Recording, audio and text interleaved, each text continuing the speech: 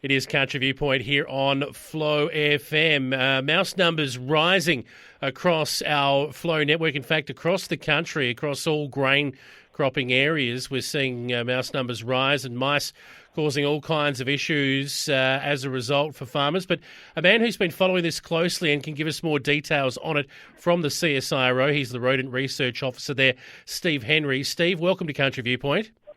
It's good to be here, Jason. Great to have you on the show today. And mice numbers are climbing, not just across our Flow network, but across the country. And I think it's, at the moment anyway, an eastern states problem, but it's certainly heading into South Australia. Absolutely. So right from southern Queensland through the central west of New South Wales into the southern Riverina and across into the Wimmera. And then we're just starting to get reports from the South Australian Mallee, but we're also getting some reports from Ravensworth over in Western Australia as well. It's a really broad spread problem. Now, the reason is fairly simple, I'd imagine. There's a lot more food for them in paddocks than perhaps there has been in previous seasons. Absolutely, and particularly through the central west of New South Wales, they've had 3 or 4 tough years in a row.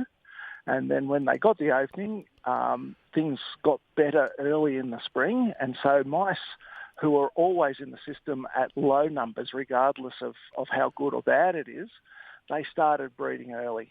And mice are absolute breeding machines. So they start breeding when they're 6 weeks old. And then they can have another litter every 19 to 21 days after that. And, they have between 6 and 10 pups in a litter. So you can see that the rate of increase is really dramatic. That's incredible numbers, and obviously it gives rise to some of those incredible scenes that we see. Lift a piece of tin and hundreds of mice scurry on out of there. Look, the other thing that I think is worth noting when it comes to mouse numbers is what it is that we should be doing to control them. Now, it's not as simple as putting a bait out once we know we've got a bit of an issue, because at the moment we've got these little obese mice just trotting around paddocks and they're not all that hungry. Yeah, well, that's right. And so what's really important, and one of the really critical times that mice cause damage for farmers is when they sow their crops. Yeah. So what we're saying to farmers 6 to 10 weeks ahead of sowing their crop is they need to be out in their stubbles, assessing what's happening with the mice in those paddocks, trying to get a handle on how much food is left out there for mice, and endeavouring to reduce that amount of food to as lower levels as they possibly can, so that when they do bait the mice, either when they sow the crop or in the lead up to sowing, then they can be sure that they'll get the best result for their baiting efforts.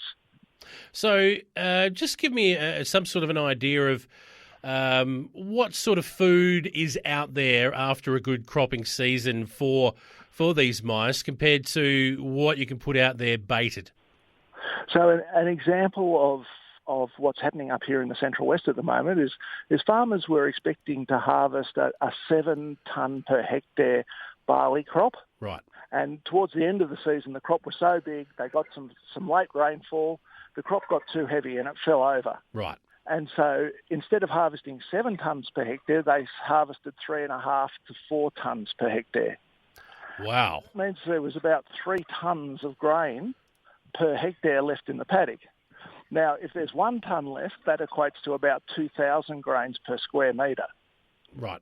And when you spread zinc phosphide bait, it gets spread at 1 kilogram per hectare, which is the equivalent of 3 grains per square metre. Gee whiz. So you can see that that's 3 toxic grains competing with 2,000 plus other grains for the attention of the mouse. Not going to get the job done. Now, we've seen, is it more prevalent in areas where there's been crop damage? You talk about crop falling over there. I know in some parts of the Riverina there was hail-damaged crops, which obviously puts plenty of grain on the ground. Anything, I imagine, that puts grain on the ground has the propensity to do that.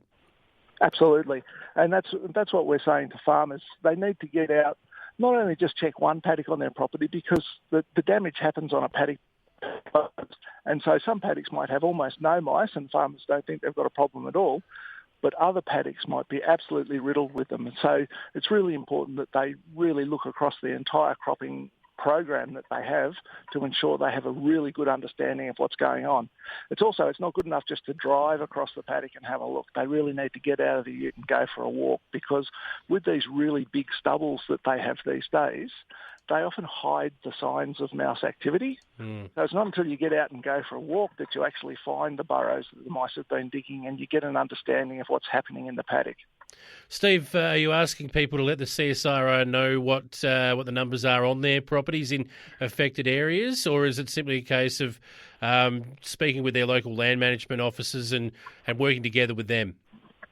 So it's good to do a range of things there. So certainly talking to their local land management officers, talking to their bait suppliers so that they can ensure that they've got enough supplies of bait on hand when they need them, because bait always runs short in an outbreak. Yep. But the other thing they can do is they can report mouse numbers on their property through the Mouse Alert app, which is a really good way for them to see what's going on in their district, but also give us an understanding about what's happening across a really broad area of Australia.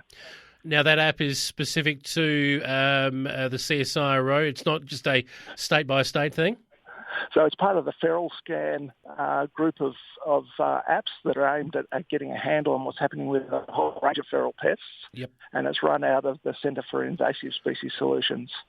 What sort of information do you gather there that allows you to do R&D work? Because I'd imagine reducing mice numbers probably falls under your banner as Rodent Research Officer. It's not a case of just trying to deal with them when they pop up, but try to reduce them in the first place. Is that right? So it's really about what we're doing is we're working on a suite of projects that are funded by the GRDC. Yep. That are aimed at reducing the impacts that mice have. So, in terms of reducing the number of mice in general, that's a huge ask. But what we're trying to do is be able to accurately predict when there will be a mouse outbreak, and B, have farmers informed and provide them with the best possible strategies that they can use to be as effective as they possibly can at controlling mouse numbers. So it's one of those things, we're never going to eradicate mice. Let's work with farming systems, work out what they're doing that helps us get a better result when we do control them. Yep. Last question for you today. Are you and are the CSIRO working towards trying to find a better way to manage these fallen crops when they do go over? Is there specific advice that you can offer landowners and producers out there that might be trying to reduce the amount of feed on the ground? I'm sure there's a whole suite of people researching that one, and it's good that we are able to grow these really big crops, and farmers. One of the things with zero and no-till cropping systems is farmers are way better at growing crops than they used to be. But in terms of the research to stop them falling over, I don't know. But I'm sure there's something being done. I'm sure there is too, and it probably not necessarily falling under your banner, that one. But the advice is fairly simple. Reduce the amount of food they've got to eat and bait them then. But you want to be baiting them about 6 weeks before sowing time, which makes total sense. Yeah, and absolutely. But also keep monitoring after that baiting, because if you've still got mice when you sow the crop, straight off the back of the seed is the time to do that. And lots of farmers have bait spreaders mounted on the back of their seeders so that they can be spreading mouse bait as they sow the crop to ensure that freshly sown crop is protected. Okay. Steve Henry from the CSIRO, Rodent Research Officer there. Hopefully we can get a handle on mouse numbers before they climb too high. Thanks for joining us here on Country Viewpoint today to go through the details. No trouble at all, Jason.